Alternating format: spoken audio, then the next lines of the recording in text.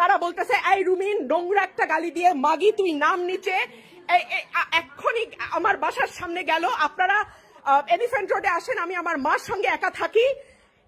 তারা এখনো রাস্তায় গোলমাল করছে, ভীষণ ভাবে চিৎকার করছে। আমি বারান্দায় যেতে পারছি না, বারান্দায় যাওয়ার মতন অবস্থা নেই। তারা ইতিমধ্যেই আমাদের ভাইদের রক্ত ঝরিয়েছে, আমাদের বোনদের রক্ত ঝরিয়েছে, আমাদের স্টুডেন্টদের রক্ত ঝরিয়েছে। তারা আমার পুরো বাসা আমি অন্ধকার করতে বাধ্য হয়েছি। তারা নিচে গেট ভাঙছে।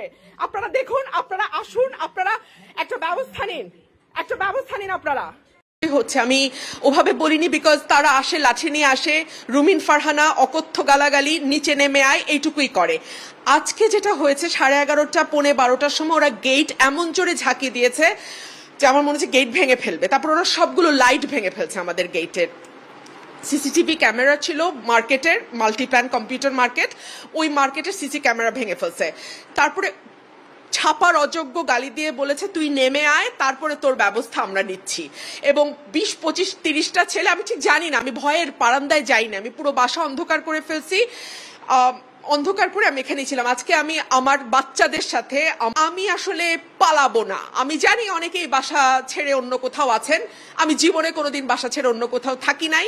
আমার বাবাকেও আমি পালাতে দেখি নাই, আমিও পালাবো না। আর আমি আমার 86 বছরের মাকে নিয়ে থাকি, একা থাকি, আমি আল্লাহর দিকে ভরসা করে থাকি।